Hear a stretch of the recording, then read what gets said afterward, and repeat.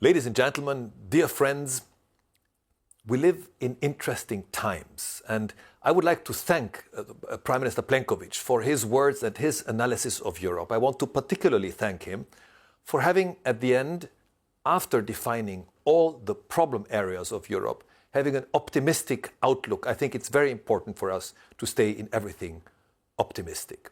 And if we talk about interesting times, whether you see this as good or bad, probably depends on your personality. But there is no denying that interesting times offer many opportunities, both for improvement or for decline. It will depend a lot on how prepared we are to intervene ourselves to shape the future. At least we in Europe have the chance and the possibilities to do so. Because despite all the discussion on the increasing polarization of politics, about the false solutions that are being sold to us by either sympathetic or rabid populists, we live in democratic systems in which it depends on how much we ourselves get involved and how much we are prepared to influence the shaping of the future.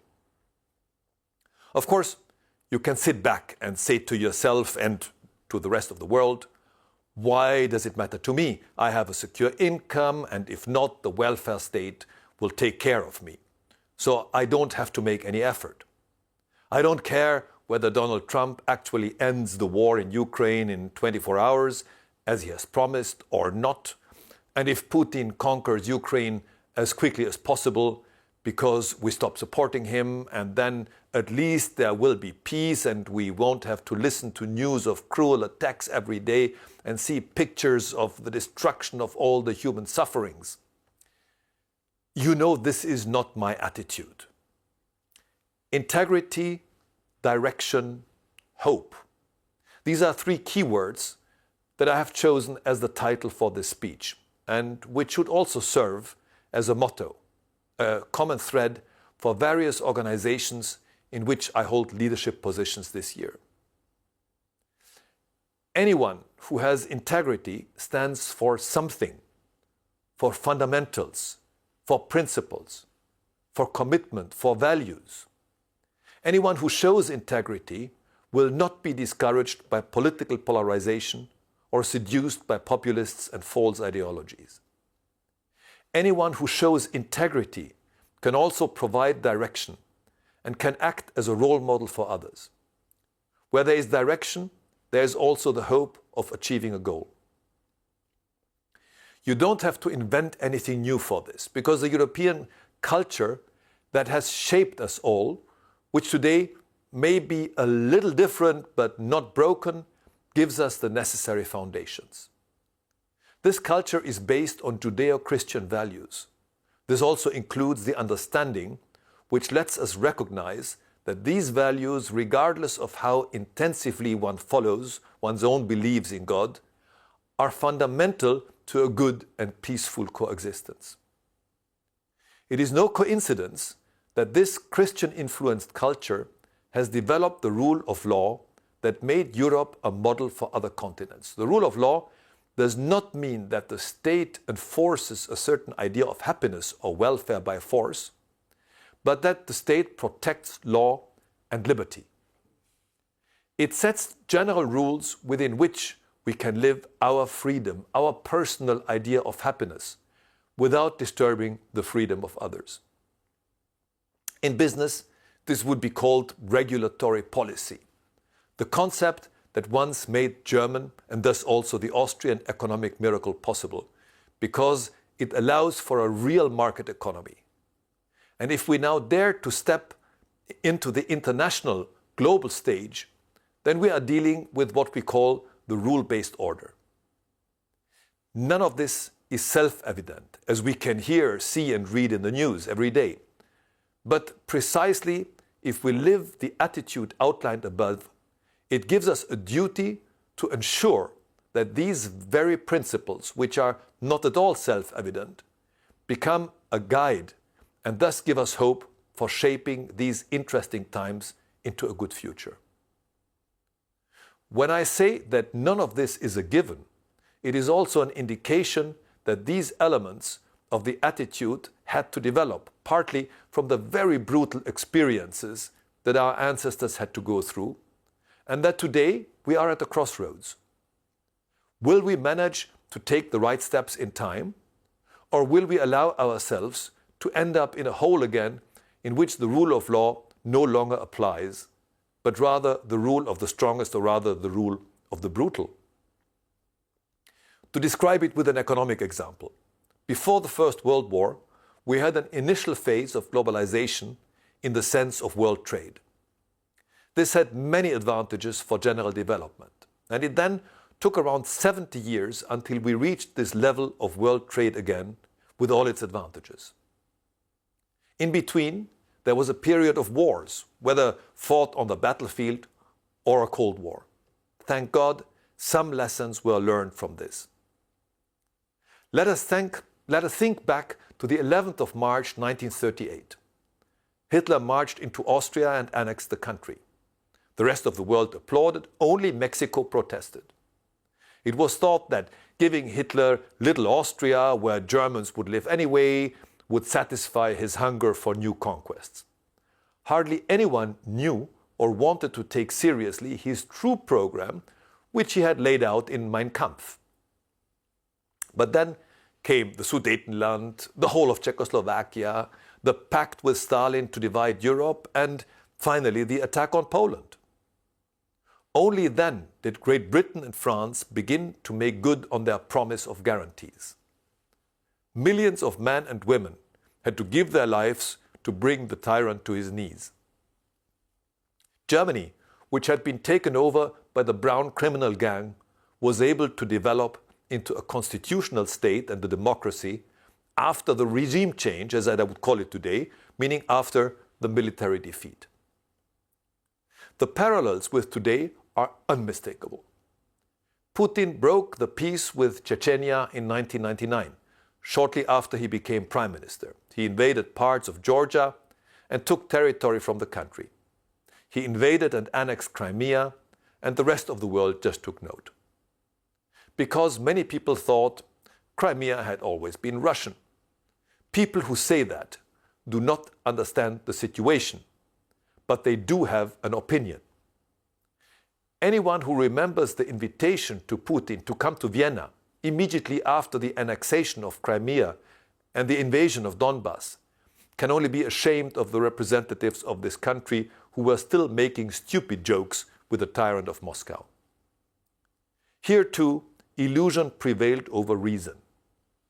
People wanted to believe that they could appease the tyrant of Moscow if they just gave him part of the neighboring country and otherwise carried on doing business with him as normal.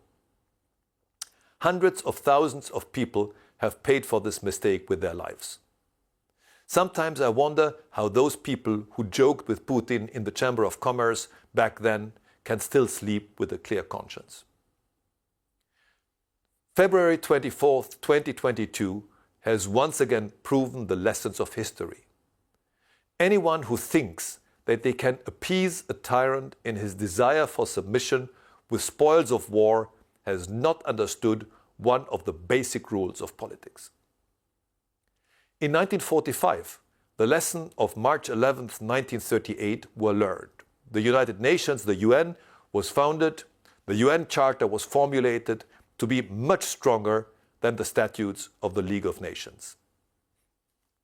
Article 2, paragraph 4 of the UN Charter states, "All members shall refrain in their international relations from the threat or use of force against the territorial integrity or political independence of any state or in any other manner inconsistent with the purposes of the United Nations." This formulation is generally known as the prohibition of aggression. In other words, a very clear prohibition on attacking and conquering another country. Many articles later, namely in Article 51, the right to self-defense is enshrined, individual and collective. Individual self-defense means that every country that is attacked has the right to defend itself. Collective self-defense means that all states have the right to rush to the aid of the victim of aggression. This ranges from supplying weapons to logistical and intelligence support to sending troops. The right to self-defense exists until the United Nations Security Council decides on further or different measures. This provision is currently almost obsolete because the Security Council cannot function. The aggressor has a right of veto in this Security Council.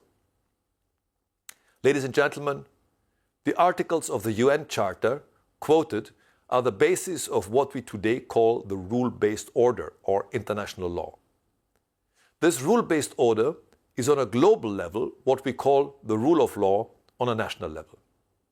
It is the clear opposite of what is called the rule of the strongest, or perhaps we should rather speak of the rule of the brutal, even if it has nothing to do with law. Here we are now. Democratic, constitutional Europe, the democratic constitutional free West, the Western community of values, we are faced with the question of whether this rule-based order still applies or should continue to apply. The community of tyrants from Pyongyang to Beijing and Moscow and others and other allies is not faced with this question. Because for the tyrants, the rule, or rather the violence of the brutal applies. Incidentally, that is also their greatest weakness, because every such alliance of major criminals is based on the blood-soaked potential for aggression. The fact that they do not attack each other is solely due to an ideology of terror in which each of these tyrants knows that the other is just as prepared to shed blood on a massive scale without batting an eyelid. Human beings, in the dignity we are familiar with, count only as potential cannon fodder and as producers of more cannon fodder. Ladies and gentlemen, please do not take offense at the somewhat more drastic language I have chosen here. We must face the challenges. We must recognize them and set clear guidelines to overcome these challenges.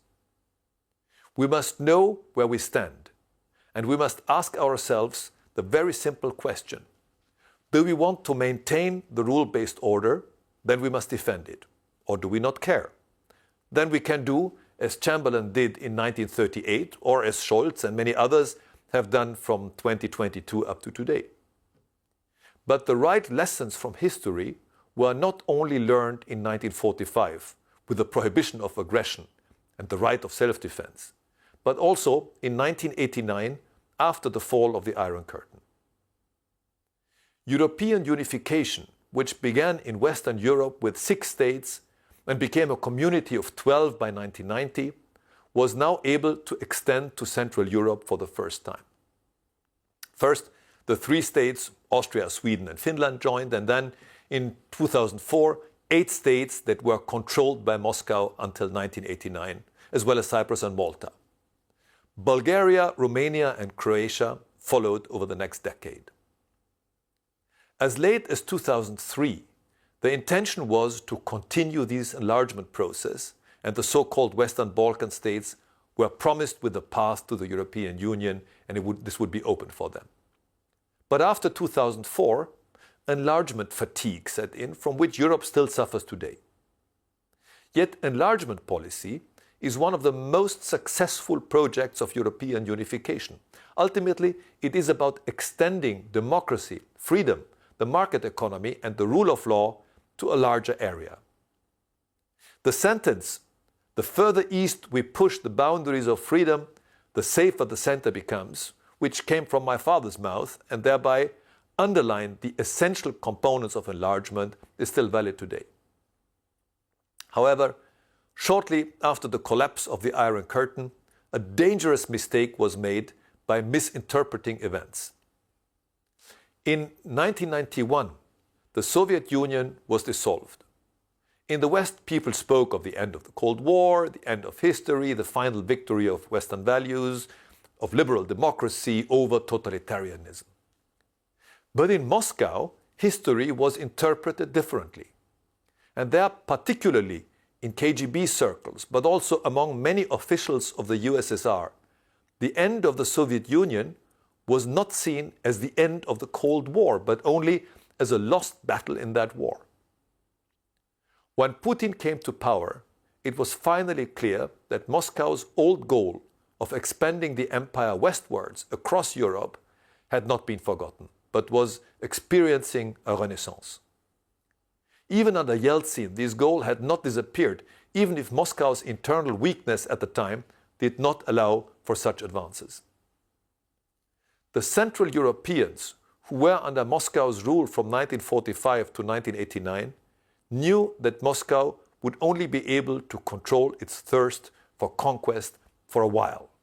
And the desire to join NATO and thus have security against renewed aggression from Moscow is therefore more than understandable.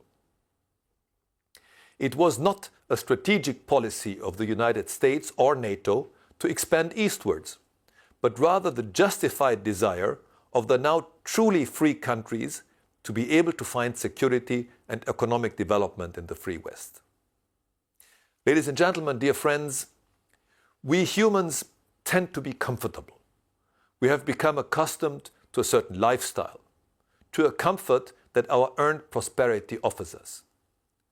But we must also be aware that this prosperity must be earned again and again, that life in freedom and security is based on a political, economic and social framework. Now I repeat myself, none of this can be taken for granted. The rule of law is certainly threatened by polarization and ideological delusions. The rule-based order is under very real threat from totalitarian and dictatorial states that openly threaten aggression against neighboring countries, and that also implement this aggression with military and hybrid attacks. We are at a crucial turning point. More than 10 years after the start of Moscow's war against Ukraine, almost 3 years after the start of the annihilating invasion, we are faced with the questions of how we can end this war by enforcing the rules-based order. In a few days, a new and at the same time old President of the United States will be sworn in Washington. We Europeans cannot decide who the citizens of America elect as their president by a majority. We can only influence how we in Europe align our policies so that we as a continent still play a role on the stage of world politics and are not dominated by non-European powers. There is a lot of speculation about what Donald Trump will do as US president. We all know his sayings from ending the war against Ukraine within 24 hours to his famous deals or the statement that the wars would never have happened if he were the president. Let's put it kindly, he does not lack self-confidence. I would like to address one speculation and also a very concrete threat to Europe from President Trump. You all know his statements about NATO and that countries that spend too little on defense would not be protected by the United States, right up to the threat that the United States would leave NATO. He cannot leave NATO that easily, of course. And if the United States' nuclear umbrella no longer applies to European partners, then the question is also what that would mean for further nuclear armament, which is not necessarily in the United States' interest. But President Trump could go to the White House immediately after his swearing in and sign a decree dismissing NATO's military command structure in Europe. It is led by an American who the president can de facto dismiss. Now what then? Are we in Europe prepared for this? Are there any scenarios for how a new military commander for NATO in Europe could be appointed within the next few hours? Above all, who would that be? Which country would he come from? From Germany, which has capable soldiers but is politically incapable of acting? From France, which sees itself as Europe's leading power anyway, but only wants to have friends? And now, apart from the fact that France is very rhetorically present in its support for Ukraine through its president, but the actual assistance provided is surpassed by many other European states. Or from Poland, which of the European NATO countries is currently investing the most in its defense capabilities. As I said, we do not know whether Trump has such already prepared decrees and will then sign them. At least I don't know if there are plans for such a scenario. But I do know that responsible politics must be prepared for precisely such possibilities. What we must assume, however, is a new tariff war. Trump threatened us with this during his first term in office, but the Biden administration has also taken measures that do not exactly fall under the heading of free and fair trade. Back then, in Donald Trump's first term in office, a tariff war was still prevented because the EU acted united. The then Commission President Jean-Claude Juncker, as representative of the entire EU, was able to make it clear to the boss in the White House that the united EU is already an economic power with which one should not necessarily start a real trade war. The EU is still an economic power, even if there are major challenges in maintaining this position. When it comes to bureaucracy, we are already world champions, but we should not attach any importance to this title. Protectionist forces are also constantly disrupting trade agreements. The wrangling over the trade agreement with the Mercosur states, which has now lasted a quarter of a century, is just one example. Responsible politics does not fear free trade, but rather uses its opportunities. Small-minded prejudices, which are also presented with false figures and in a very sensationalist manner, are not the base on which we can build our European future. Here, we in the EU need a return to a sensible regulatory policy, which clearly includes a massive reduction in bureaucracy. The fact that no government politician had the courage to stop the supply chain laws, for example, does not exactly demonstrate a great understanding of economic, political and social contexts. Ladies and gentlemen, dear friends, anyone who thinks that appeasing an aggressor will work has absolutely no understanding of political context and facts. I have already given some historical examples of this, and we have seen it practically every day since Russia's annihilating invasion of Ukraine. There is only one country in this war that is constantly escalating, and that country is Russia.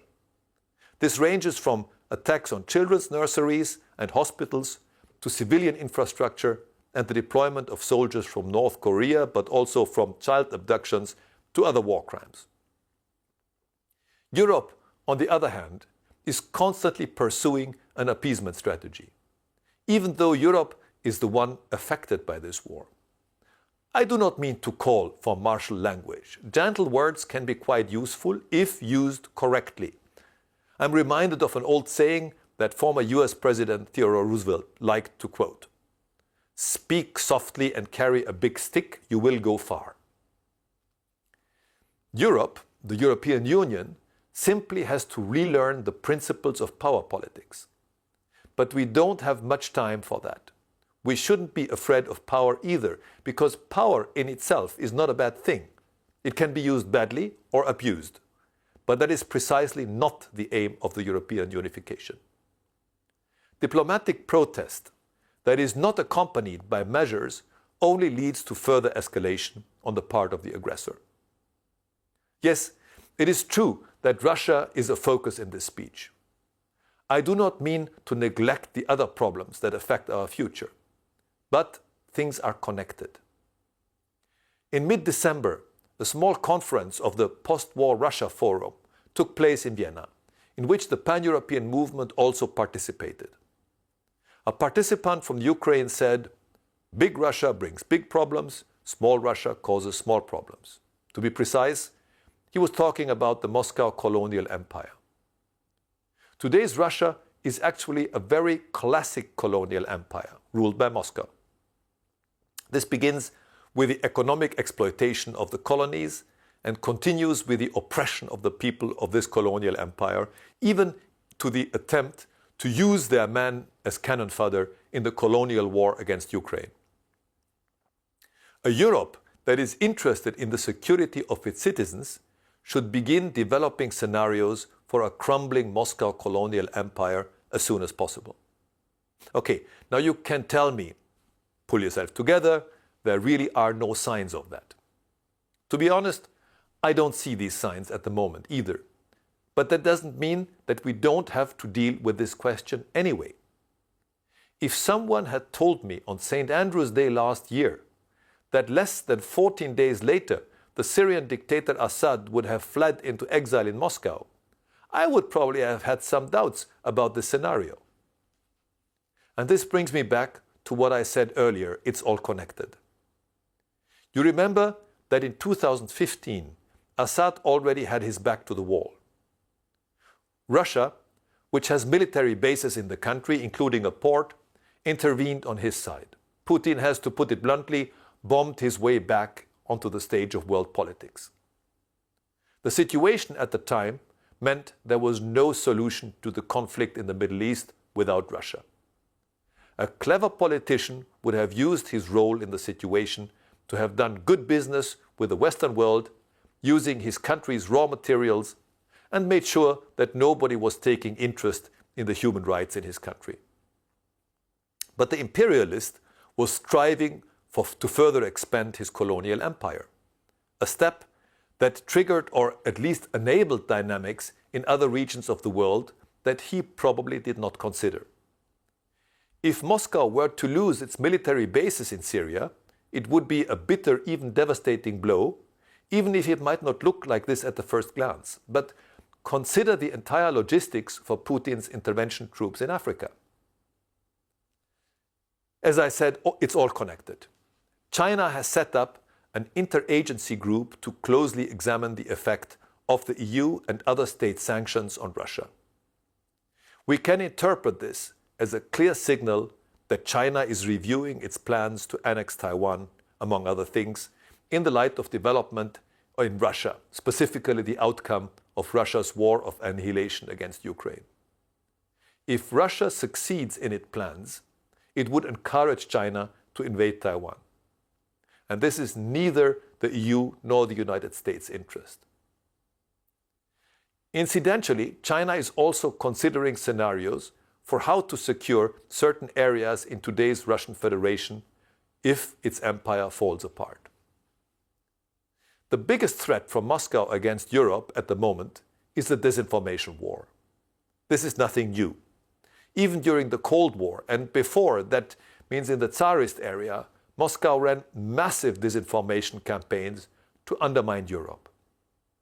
Moscow has improved and expanded this expertise and also combined it with the new technical possibilities of social media. But we can't just look at social media. We have political parties that openly propagate Putin's propaganda. Journalists and commentators also regularly write in various established media whose support for Moscow is unmistakable. This fifth column of Moscow extends into the academic world. The real aim of disinformation is not to make people believe something specific, but to make them ultimately not want to believe anything at all. Anyone who has reached this point becomes a welcome victim of any tyrannical rule. Hannah Arendt, the well-known fighter against National Socialism and other totalitarian systems such as communism, once put it this way: the ideal subject of a totalitarian rule is not the convinced Nazi or the convinced communist, but people for whom the distinction between fact and fiction and the distinction between true and false no longer exist. I would like to make one final comment on Russia. People often say that we must support the other Russia. Yes, we must. At the same time, we must be fair enough to acknowledge that we can no longer find the other Russia in Russia itself. The war to conquer Ukraine is not just Putin's war. This is also shown by recent polls, according to which, on the one hand, there is a majority in Russia in favor of a ceasefire or even peace with Ukraine.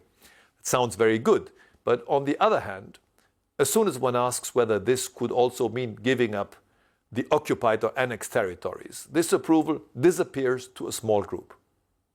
Imperialism is therefore not just a character trait of Putin, but is deeply rooted in Russian society. Even if I view the theory of collective guilt with skepticism, we should take the words of the Soviet prosecution at the Nuremberg War Crimes Tribunal to heart and apply them to the Moscow colonial empire. All Germans are to blame for the crimes of Germans, on a level with the leadership of the country, because it was they who chose and did not stop their government when it committed a crime against humanity. Ladies and gentlemen, the question naturally arises as to how we can achieve peace in this war. At the beginning of this speech, I spoke of the rule of law, of regulatory policy and of rule-based order in world politics in combination with the UN Charter. This means that all those who want to see Europe as a continent of freedom and who want to preserve the Western community of values for future generations have a clear duty to give Ukraine what it needs to defeat the Russian military and its allies. And we must also allow the Ukrainians to use these weapons without restrictions. In connection with the Iranian missile attack on Israel, someone commented, "We spend billions to shoot at the arrows and not at the archers." Ukraine must be given the opportunity to destroy the bases from which the tyrant in Moscow is attacking the civilian infrastructure. Regimes like Putin's only understand strength and determination with clear meaning. Soft tones without the big stick only encourage these regimes, and I don't just mean the one in Moscow, to carry out further aggression. A few days ago, ladies and gentlemen, dear friends, we celebrated the 30th anniversary of Austria's accession to the European Union. Much has happened since then, and some of what is considered EU policy today can and must be criticized from time to time. But despite all the criticism of too much bureaucracy and other mistakes with ideology, we should not forget that European unification was motivated by a desire for security. Given the geopolitical situation and the challenges we are facing, it is time for the European Union to develop its own foreign and security policy identity. By this, I don't just mean a coordination of 27 positions, but a real European foreign and security policy headed by an EU foreign minister. In this context, we must also measure Austrian politics against these challenges, regardless of whatever the makeup of the government that emerges or whether new elections are held. We live in interesting hard times. Interesting hard times need integrity to give us direction and thus hope for the further development of a free Europe. We must commit ourselves to this. Thank you very much.